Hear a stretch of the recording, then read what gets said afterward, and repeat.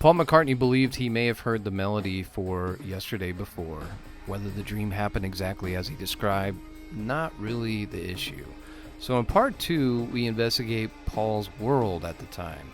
Could he have heard the melody before he dreamed it? He most likely did. So Paul grew up in a musical home. His dad, Jim, had led a jazz and dance band and played piano and trumpet. The young Paul had heard standards, music hall songs, dance music, radio broadcasts. He grew up with music. Long before the Beatles, he was learning how melodies worked, how they moved.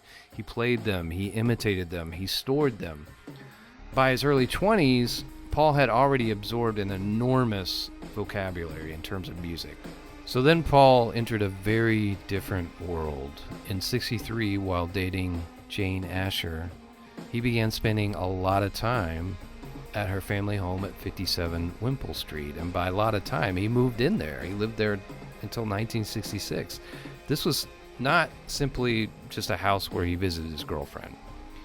And this was not your typical house. It was an educated, artistic household filled with theater and literature and performance, and yes, classical music, not just popular music. So Paul was no longer just hearing music only through records or on radio or at the clubs with his dad, He was now living inside a cultured musical environment. But the thing is, Jane's mom, her mother, Margaret, she was a professional musician and a respected professor, a professor at the Guildhall School of Music.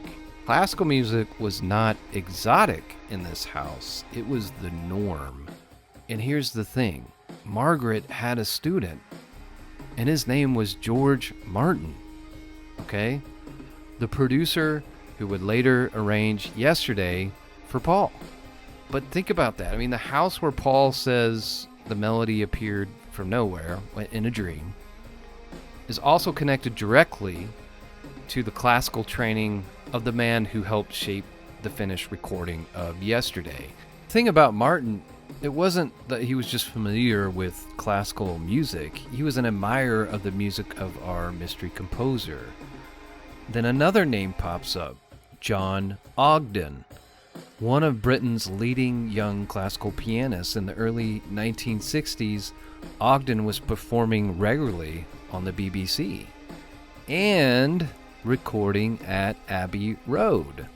Of course, that's where Yesterday was recorded. And on top of that, just a few years later, Ogden would make the first commercial recording of the exact piece of music that we're talking about. I'm not saying Paul heard Ogden play it. There's no evidence of that. But we are establishing, at the very least, that Paul was living in a world that he certainly may have heard it. Let's talk about memory. Memory does not always preserve its source. Sometimes we retain the idea, the phrase, or in this case, the melody, but lose the information attached to it. Psychologists call that cryptomnesia. A case of cryptomnesia. Cryptomnesia was first documented in 1874. The earliest case involved a medium, Stanton Moses, if I'm pronouncing that right, who thought he was communicating with spirits, but unknowingly was just repeating details he had previously read in a newspaper. Now, we all know the famous story of a guy by the name of George Harrison. He was found to have subconsciously borrowed from He's So Fine when writing My Sweet Lord, and that term cryptomnesia is thrown around. But George got caught, right? So what happens is the creator remembers the material, but what disappears is the label or the sign showing them, pointing them, telling them where it came from. So did Paul experience cryptomnesia? I don't know. I don't even know if that's real. But I do know that artists tend to create things, and it turns out that it already existed, and they just forgot about it. So when Paul went around playing the melody to everybody, he would have been a lot better off playing the melody to this guy, or this guy, or just going door to door here. By the way, those are both music professors from the Guildhall Music School, because that's where the answer was. It was a melody that was much older. It was classical, to be specific, late Romantic. In part 3, we finally revealed the mystery composer, and we listened to this piece of music that I'm almost certain Paul must have heard.